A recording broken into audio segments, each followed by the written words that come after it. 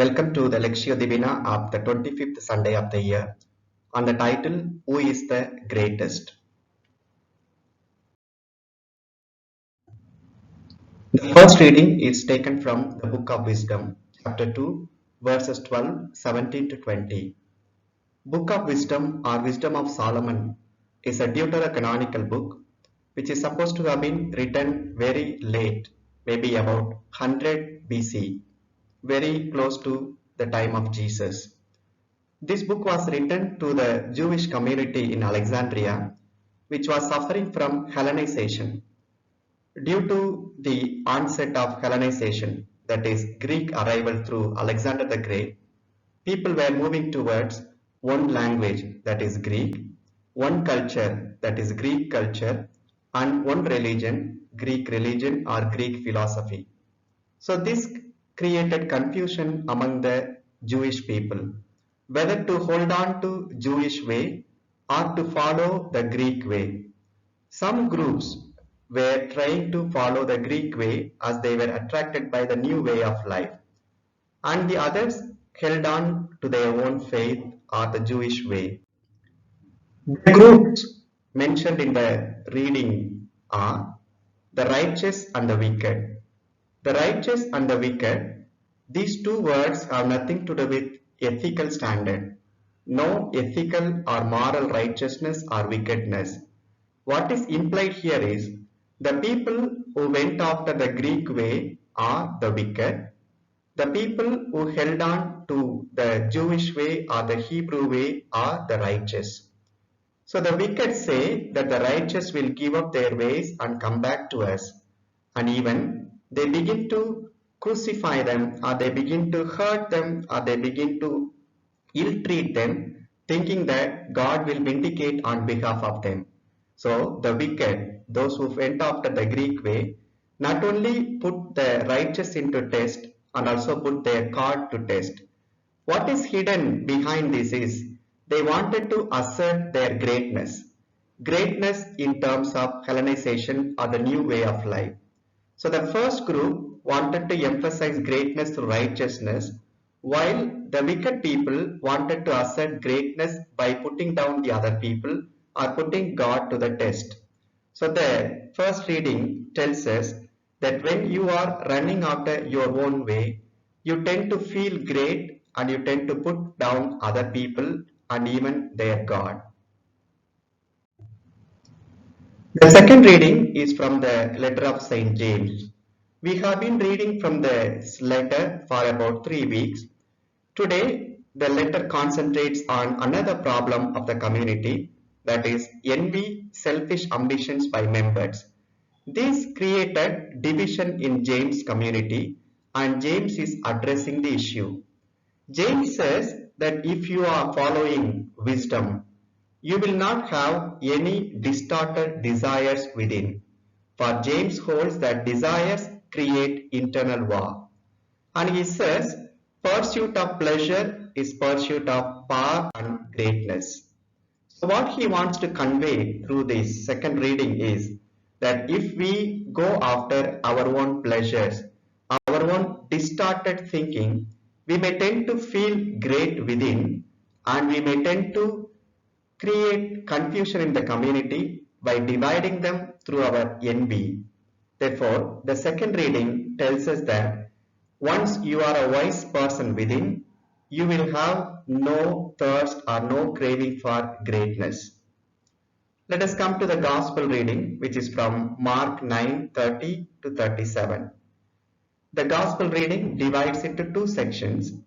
Number 1, Jesus' second passion prediction. Number 2, the disciples' indifference and distraction.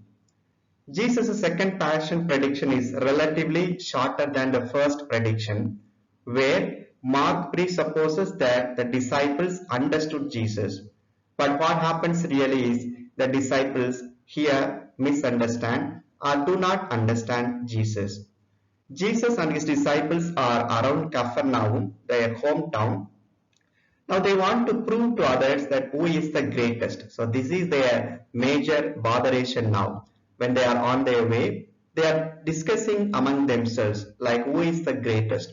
maybe in terms of vocation, in terms of healing power, in terms of preaching, in terms of missionary experience, and in terms of exorcism. So by trying all these things, they were trying to assert their greatness and they were trying to assert their rank and importance. But Jesus, knowing their mind, gives a different understanding of greatness. For Jesus, greatness means two things. Number one, greatness means service. The disciples thought greatness means to be served because that was the understanding in their time that the great people were served, served by the servants, served by the slaves. But Jesus turns the table down saying that you need to serve if you want to achieve greatness. Number two, Jesus says discipleship or greatness requires welcoming children. Children in Jesus' time were the most vulnerable in their society because they had no identity of their own. Therefore, Jesus said that when you identify yourself with the most vulnerable in the society, you become great. Therefore, Jesus' understanding of greatness is a path of self-sacrifice, service, and concern for the life of others, especially the most vulnerable in the society. Once we understand this, we'll be able to understand what the psalmist says in this responsorial psalm. God is my helper, the Lord is the upholder of my life.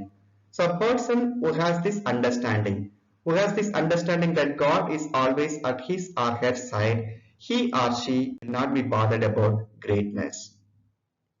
Now let us meditate on the word.